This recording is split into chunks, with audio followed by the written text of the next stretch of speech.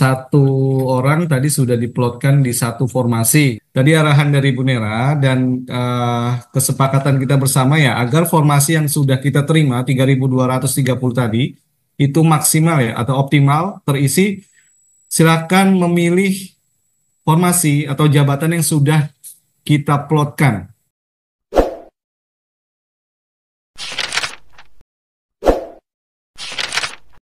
Jika tidak lolos seleksi administrasi, artinya tidak akan mengikuti seleksi kompetensi.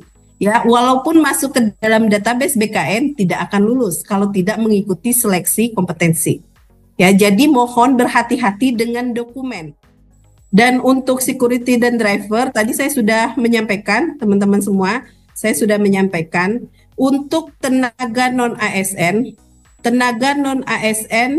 yang diangkat sebelum dikeluarkannya nota dinas 29 Agustus tahun 2022 itu dapat mengikuti proses seleksi dengan syarat ada syaratnya lagi.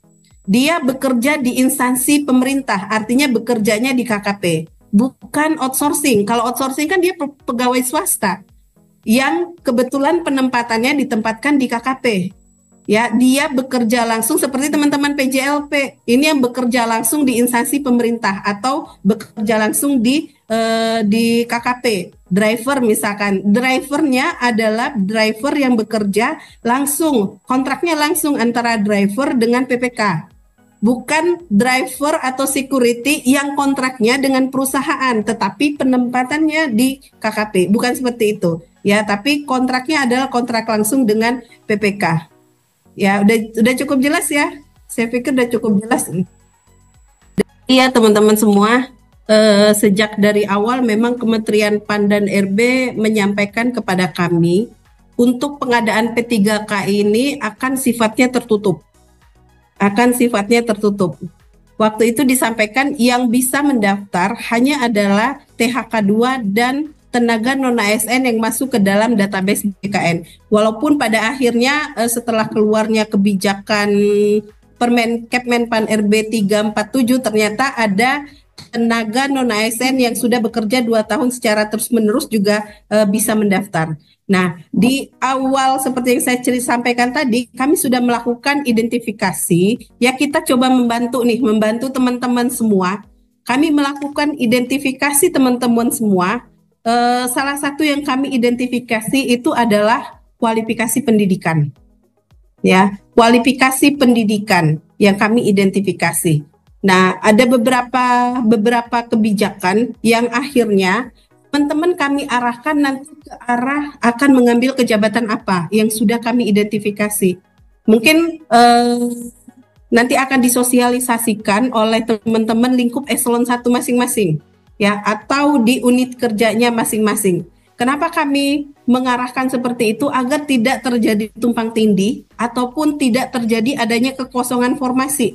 Jadi si A kami arahkan sesuai dengan kualifikasi pendidikannya, karena jabatan fungsional ini kita punya aturan Permenpan RB jabatan fungsional yang tidak setiap kualifikasi pendidikan itu bisa masuk atau melamar ke dalam jabatan tersebut, walaupun tenaga non-ASN ini memiliki pengalaman di jabatan tersebut, tapi tidak semua. Kita sekali lagi ya, kita terikat dengan aturan di aturan di Permenpan RB terkait dengan jabatan fungsional. Ya, kami paham teman-teman semua pengennya ke jabatan fungsional yang sesuai dengan bidangnya. Tapi kami mohon sekali lagi teman-teman ya, agar formasi-formasi yang sudah kita dapatkan, ya, agar apa yang sudah kita rencanakan, ini kami mohon sekali lagi teman-teman, ini bisa dieksekusi oleh teman-teman dengan tidak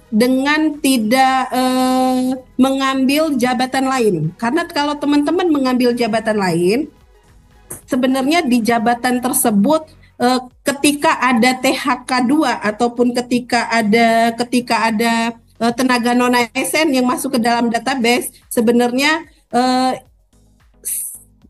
itu sudah kami plot untuk tenaga non-ASN yang masuk ke dalam database dan THK2. Jadi sudah saya sampaikan ya teman-teman semua, Kalau tidak ada lagi namanya tenaga non ASN setelah Desember 2024. Kita sesuai dengan peraturan perundang-undangan. Bagi unit kerja yang masih membutuhkan pegawai, silakan melalui mekanisme PJLT yang akan dikoordinasikan oleh Biro Umum dan PBB. Ya, dari sisi kepegawaian tidak ada lagi yang istilahnya tenaga non ASN setelah Desember tahun 2024. Ya, baik, terima kasih Bu Nera. Mungkin sudah sangat jelas ya, karena ini amanat dari undang-undang juga. Penyelesaian atau penataan tenaga non ASN akan berakhir di Desember 2024 tahun ini. Saya Rina, mewakili teman-teman dari Biro Umum. Terkait dengan penguploadan ya, biasanya kan kita ada penguploadan data. Yang tahun lalu yang pernah saya ikuti adalah ada masa sanggah banding apabila kita ternyata salah untuk mengupload data. Yang jadi pertanyaan adalah apakah tahun ini jika ada, mudah-mudahan nggak ada ya, jika ada kesalahan dalam penguploadan data, apakah masih ada waktu untuk sanggah banding seperti tahun-tahun sebelumnya walaupun kita sudah terdaftar di BKN, seperti itu. Dari pertanyaan dari Biro Umum dan PBJ, pada saat mengupload data atau dokumen apakah ada sanggah walaupun sudah masuk ke dalam database BKN ya.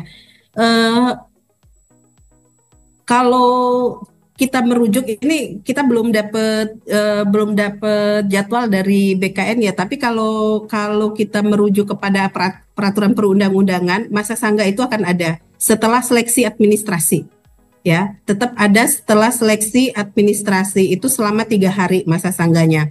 Dan masa sanggah itu teman-teman semua ya, dapat kami sampaikan, masa sanggah itu bukan untuk merubah dokumen yang sudah diupload atau memperbaiki atau memperbaharui dokumen yang sudah diupload. Makanya tadi saya bilang mohon berhati-hati dalam seleksi administrasi. Pengadaan P3K 2024 bukan pengadaan yang otomatis dari tenaga non ASN akan menjadi P3K. Saya sudah bilang tadi tahapan seleksinya ada seleksi administrasi dan ada seleksi kompetensi. Semua seleksi, 2 tahapan seleksi ini harus diikuti semuanya. Jika tidak lolos seleksi administrasi, artinya tidak akan mengikuti seleksi kompetensi. Ya, walaupun masuk ke dalam database BKN tidak akan lulus kalau tidak mengikuti seleksi kompetensi. Ya, jadi mohon berhati-hati dengan dokumen yang akan diupload. Nah, silakan nanti teman-teman mekanismenya seperti apa, terutama sekali mungkin bagi teman-teman Bapak Ibu yang butuh bantuan dari pengelola SDM-nya. Silakan bersama-sama agar tidak terjadi kesalahan. Nah, tadi Bu Nera sudah menyampaikan kalau memang teman-teman perlu bantuan, nggak usah ragu, hubungi saja pengelola kepegawaiannya masing-masing atau bisa main ke Biro SDM untuk penguploadan ya, terutama jangan sampai berkas yang diminta misalnya diminta KTP yang diupload malah kartu keluarga. Nah, itu sudah pasti tidak lulus dan tidak bisa ikut seleksi kompetensi. Mungkin kita ambil satu pertanyaan nih Bu Nera dari kolom chat. Tenaga non ASN ikut seleksi P3K namun nggak lulus. Nah, dia masuk database BKN. Itu seperti apa Bu? Nanti kelanjutannya nih. Tenaga non ASN ikut seleksi P3K, masuk dalam database BKN, tapi kemudian tidak lulus. Bisa jadi ya tidak lulus karena seleksi administrasi ya. Tapi kalau tidak lulus karena tidak nilainya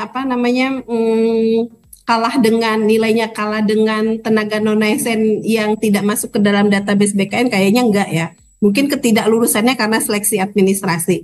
Yang pertama, ini harus diantisipasi. Tadi sudah kami sampaikan berulang-ulang kali. Seleksi administrasi ini krusial. Ya, harus lulus seleksi administrasi. Kalau tidak lulus seleksi administrasi, tidak akan bisa mengikuti seleksi kompetensi. Artinya, kalau tidak bisa mengikuti seleksi kompetensi, dinyatakan tidak lulus. Ketika dinyatakan tidak lulus, statusnya adalah tetap tenaga non ASN. yang dalam peraturan perundang-undangan akan selesai penataannya di Desember 2024. Artinya statusnya nanti akan berakhir di 2024 untuk status tenaga non-ASN-nya. Silakan yang bersangkutan jika ada peluang untuk mengikuti PJLP, silakan mengikuti PJLP yang pasti tapi tidak menjadi tenaga non-ASN. Karena tidak ada istilah tenaga non-ASN lagi setelah ini. Ya, gitu ya. Ini pertanyaan dari kolom chat. Jadi sekali lagi buat teman-teman yang masuk dalam database BKN, nanti kalau tesnya amit-amit ya nggak lolos, terpaksa ya karena ini adalah amanat dari undang-undang. Jadi setelah 2024 itu tidak ada lagi status tenaga non ASN di instansi pemerintah. Baik, mungkin tidak ada pertanyaan lagi ya dari Bapak Ibu semua. Di sini di kolom chat juga ada nih dari Mbak Ananda Listia tadi yang nggak jadi ya, yang nggak jadi bertanya resen nih terkait dengan penguncian pemilihan instansi hanya bisa di tempat bekerja sekarang. Mohon infonya dikunci per eselon berapa? Oh, maksudnya satu orang tadi sudah diplotkan di satu formasi gitu ya. Jadi harapannya untuk Mbak Ananda dan teman-teman tenaga non ASN yang masuk database itu memang di aplikasi tidak bisa dikunci ya. Jadi teman-teman bisa mendaftar di semua formasi yang ada di KKP. Namun tadi arahan dari Bu Nera dan kesepakatan kita bersama ya agar formasi yang sudah kita terima 3.230 tadi itu maksimal ya atau optimal terisi, silakan memilih formasi atau jabatan yang sudah kita plotkan ya. Mohon kerjasamanya Bapak Ibu pengelola kepegawaian untuk membantu atau membimbing teman-teman dari tenaga non ASN-nya untuk sekali lagi memastikan mendaftar di tempat atau di formasi yang sudah ditetapkan. Ya, ini demi kebaikan kita bersama. Semoga teman-teman tenaga non ASN yang database BKN maupun rezekinya yang tenaga non database BKN juga bisa menjadi P3K tahun ini. Amin ya. Bu Nera, masih ada satu pertanyaan dari Andi Wibowo, kita kasih kesempatan. Ini terakhir nanti kita coba ini ya CAT ya. Terakhir pertanyaan, setelah ini kita uji coba CAT ya. Oh siap. Satu pertanyaan terakhir ya. Nah teman-teman yang lain mohon dipersiapkan perangkatnya, laptop. Karena setelah pertanyaan terakhir ini kita akan coba simulasi CAT. Gitu ya. Silakan dipersiapkan laptopnya masing-masing, dikoneksikan dengan internetnya. Seperti itu. Oke, baik, pertanyaan dari Mas Andi Wibowo. Kalau boleh di videonya diaktifkan, Mas Andi. Izin. Perempuan. Andi Wibowo sebelum saya. Mbak siapa ini? Mbak Andi maksudnya? Aca. Oh, Mbak Aca. Iya. Silakan Mbak Aca. Izin Mas, kan nama di formasi yang diusulkan BKN itu misalnya kita di Biro Umum.